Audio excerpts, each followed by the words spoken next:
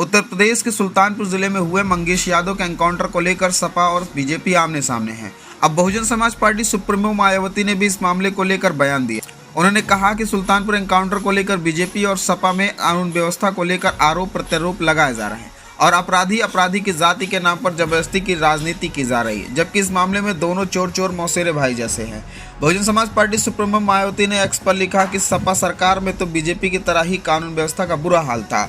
दलितों, पिछड़े वर्गों, गरीबों और व्यापारियों आदि को सपा के गुंडे माफिया दिन दहाड़े लूटते और मारते पीटते थे। ये सब लोग भूले नहीं हैं। मायावती ने कहा कि उत्तर प्रदेश में वास्तव में कानून द्वारा कानून का राज बीएसपी के शासन में ही रहा। जाति और धर्म के भेदभाव के बिना लोगों को न्याय दिया गया, कोई फर्जी एनकाउंटर आदि भी नहीं हुए। इसलिए बीजेपी और सपा के कानूनी राज के नाटक ये सभी सजग रहे।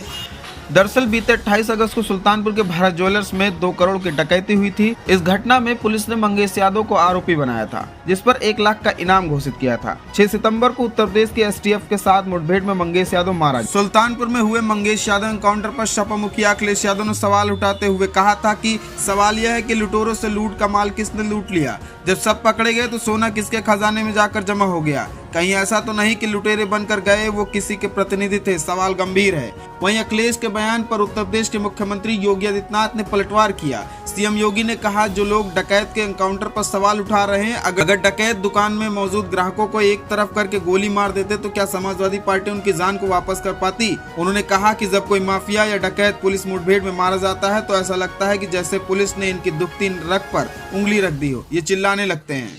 उत्तर प्रदेश के सुल्तानपुर जिले में हुए मंगेश यादव के एनकाउंटर को लेकर सपा और बीजेपी आमने सामने हैं। अब बहुजन समाज पार्टी सुप्रीमो मायावती ने भी इस मामले को लेकर बयान दिया। उन्होंने कहा कि सुल्तानपुर एनकाउंटर को लेकर बीजेपी और सपा में कानून व्यवस्था को लेकर आरोप प्रत्यारोप लगाए जा रहे हैं और अपराधी की जाति के नाम पर जबरदस्ती की राजनीति की जा रही है, जबकि इस मामले में दोनों चोर मौसेरे भाई जैसे हैं। बहुजन समाज पार्टी सुप्रीमो मायावती ने एक्स पर लिखा कि सपा सरकार में तो बीजेपी की तरह ही कानून व्यवस्था का बुरा हाल था। दलितों, पिछड़े वर्गों, गरीबों और व्यापारियों आदि को सपा के गुंडे माफिया दिन दहाड़े लूटते और मारते पीटते थे। ये सब लोग भूले नहीं हैं। मायावती ने कहा कि उत्तर प्रदेश में वास्तव में कानून द्वारा कानून का राज बीएसपी के शासन में ही रहा। जाति और धर्म के भेदभाव के बिना लोगों को न्याय दिया गया, कोई फर्जी एनकाउंटर आदि भी नहीं हुए। इसलिए बीजेपी और सपा के कानूनी राज के नाटक ये सभी सजग रहे।